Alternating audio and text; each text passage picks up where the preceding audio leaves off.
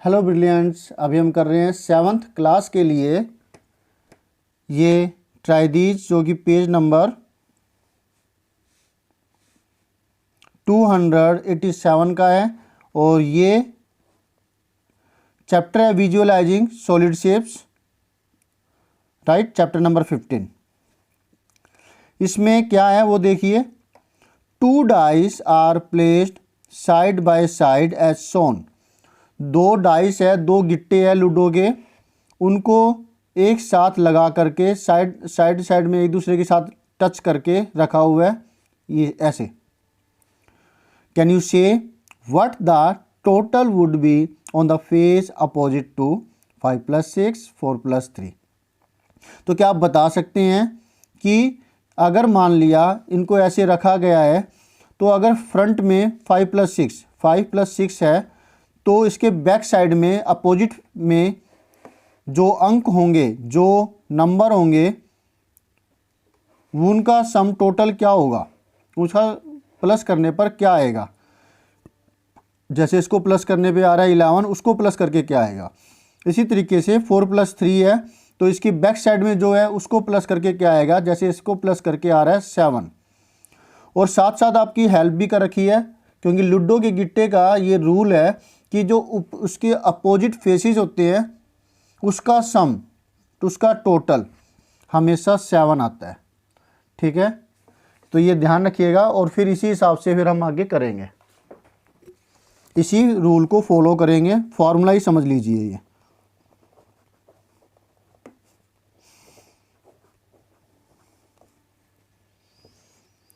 Try this page number 287, solution 1।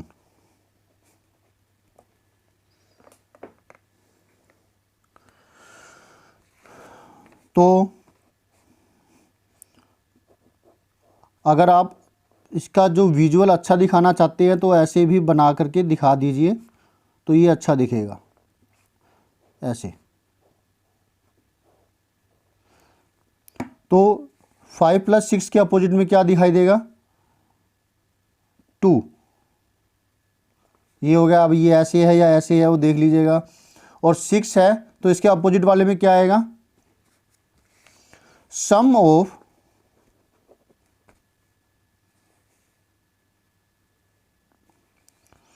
Numbers opposite to numbers 5 and 6 on dice। ठीक है, ये statement लिख दी हमने। सम ऑफ नंबर्स, उन नंबरों का सम जो कि 5 और 6 के अपोजिट साइड में है डाइस के ऊपर, वो आएगा। 5 का अपोजिट आता है 2 और 6 का अपोजिट आता है 1, तो इसका आ गया आंसर 3। ठीक है, इसी तरीके से जो नेक्स्ट केस है,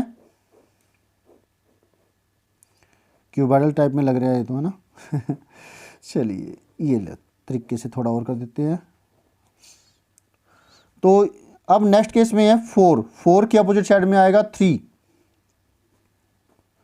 और 3 के अपोजिट साइड में आएगा 4। क्यों बोला, क्योंकि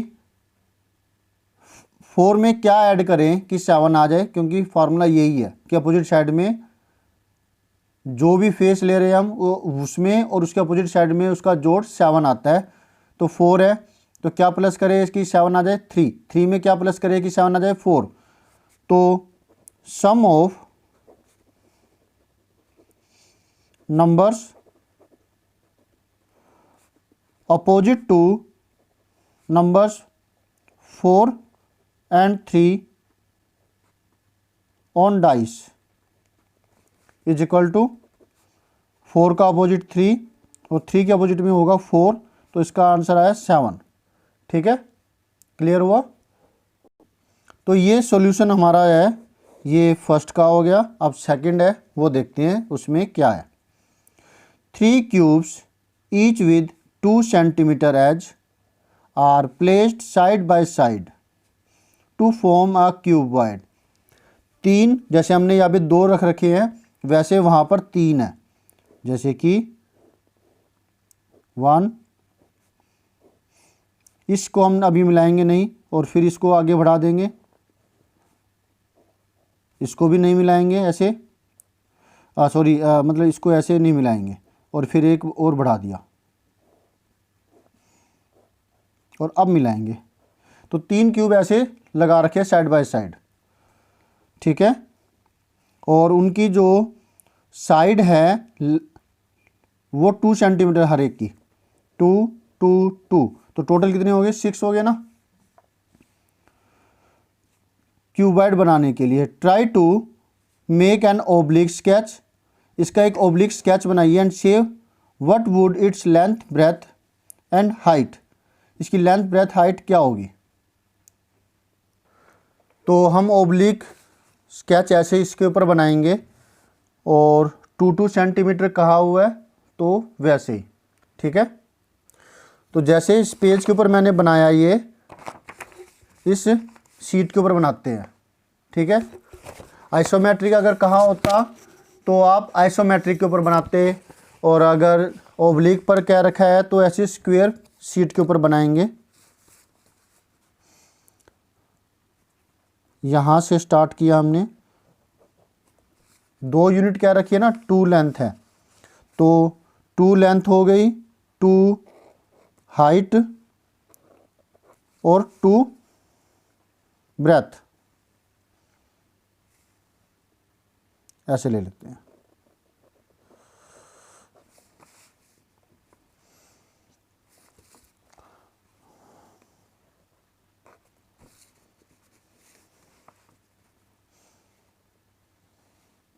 इसकी पैरेलल लेनी है, ये ली,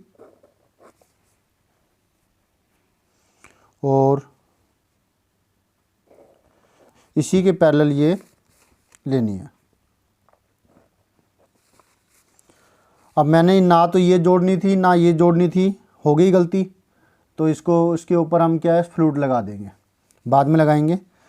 अब मैं इसको क्या करूँगा, इसको जोड़ दिया, ये सेकंड क्यूब के लिए और ये थर्ड क्यूब के लिए, और इसको इसके साथ ज्वाइन कर दिया। मतलब वैसे तो इसमें भी कोई वो नहीं है, आप ऐसे ही बना सकते हो, फिर सारे ऐसे ही बनाने होंगे। और मैं आपको इसको ऐसी शेप देना चाहता हूँ कि ये ट्रांसपेरेंट नहीं है, नहीं तो वो ट्रांसपेरेंट वाली जैसी लगती है, ठीक है।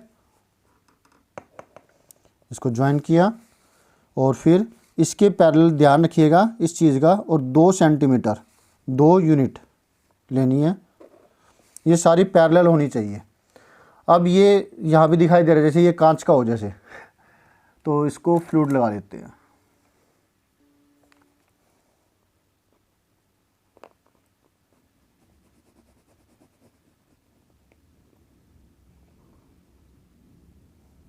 ये अच्छा ऑप्शन आ गया ना, फ्लूइड लगा दो। तो ये हो गई आपकी शेप, ओब्लिक स्केच हो गया।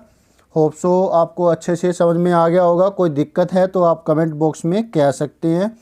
हो सकता है कहीं, देखो टीचर्स जब करवा रहे होते हैं तो जब सामने बच्चे होते हैं तो वो बोल देते हैं, लेकिन अब आप तो इसे ऑनलाइन देख रहे हो और मैं आपको नहीं सुन पा रहा हूँ, तो कोई गलती रह जाती है तो आप कमेंट बॉक्स में कह सकते हैं, उसको सोल्व कर दिया जाएगा, बता दिया जाएगा नहीं बेटा ऐसा मैंने किस साइड से गलत बता दिया है, इसकी जगह ऐसा कर लीजिएगा, ठीक है। तो ये हमारा अच्छे से हो गया, 2 सेंटीमीटर लेंथ, 2 सेंटीमीटर हाइट और 2 सेंटीमीटर हमने इसकी क्या ली है, हाँ जी ब्रेथ ली है। अब आप कह रहे होंगे ये क्यूब तो नज़र ही नहीं आ रहे हैं, है ना, इसमें ऐसा ही होता है। इसको फिर हम कई बार जो टीचर्स है वो कह देते हैं भाई आप अगर आपको ऐसा फ्रिज भी ज़्यादा ही लग रहा है क्योंकि व्यू के हिसाब से ऐसा हो जाता है कि ये लेंथ ही नज़र आ रहा है, तो फिर टीचर्स कह देते हैं भाई आप इसको ज्वाइन कर दो इसको ऐसे, तो ये लगेगा कि भाई हाँ ये क्यूब है, डन। तो ये ठीक है, कोई दिक्कत नहीं है इसके अंदर। और जब इसका हम आइसोमेट्रिक स्केच बनाते हैं तब ये फिर ऐसा सही से होता है। आइसोमेट्रिक स्केच अगर बना के देखें, ये भी ओब्लिक ही आ गया, ये आइसोमेट्रिक के अंदर यहाँ पे देखिए। अगर आइसोमेट्रिक का केस आ जाए तो इसको कैसे करेंगे, तो स्लांटिंग लेंगे इसको हम, स्लांटिंग जिसमें लेंथ सही से आ जाए। तो 2 2 आ रही है इसमें, 1 2, एक का हो गया ये, अब ये दूसरे का और ये तीसरे का। ठीक है, हाइट भी इसकी 2 आएगी और ब्रेथ भी 2 सही से आ रही है। ये नहीं लग रहा कि भाई ज़्यादा लेंथ की लग रही है ना। इसी तरीके से 2 के ऊपर हमने ये हाइट ली और ये ले लिया। इसको मैं मिला देता हूँ इसके साथ में। पेन से अगर कर रहे हैं तो ये साफ़ करते रहना चाहिए, टिप इसकी गंदी हो जाती है जिसकी वजह से फिर ये स्केल को भी काला कर सकता है, पेज को भी काला कर सकता है। और स्केल काला होगा तो पेज तो काला होगा ही ना। जिस भी कलर का इस्तेमाल करेंगे, समझ गया मैं। आप ब्लू कर रहे हैं तो ब्लू हो जाएगा, है ना। इसी तरीके से 2 ये आ गई और आप इसे ज्वाइन कर देंगे। इसमें एग्जैक्टली आती है, ये कर दिया, दिस वन। अब इसको ज्वाइन कर देंगे, इसको भी ज्वाइन कर देंगे। ठीक है, और अब इसको भी ज्वाइन कर देंगे। तो ये बन गई आइसोमेट्रिक स्केच। ये है जो बनाया था हमने, ये ओब्लिक स्केच है। डन। और ये आइसोमेट्रिक स्केच। तो मिलते हैं स्टूडेंट्स। अच्छा, सुनो, अभी तो इसमें रह गया। ये तो काम हो गया। What could be its length, breadth and height. इसकी लेंथ, ब्रेथ, हाइट क्या होगी ये निकालना है। अब रह जाता ये वीडियो और फिर मुझे ज़्यादा टाइम लगाना पड़ता और मेरी वजह से आपको भी दिक्कत होती, सॉरी फॉर दैट। तो इसके केस में क्या होगा, लेंथ कितनी हो जाएगी। लेंथ आपको नज़र आ रही है, 2 इसकी है, 2 इसकी है, 2 इसकी है, तो 2 + 2 + 2 6 सेंटीमीटर होगी।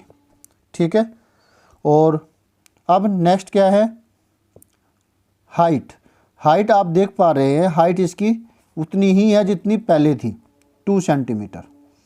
ब्रेथ भी उतनी ही है जितनी पहले थी, तो वो भी 2 सेंटीमीटर। फ़र्क आया तो लेंथ के अंदर। ठीक है, समझ में आया आपको।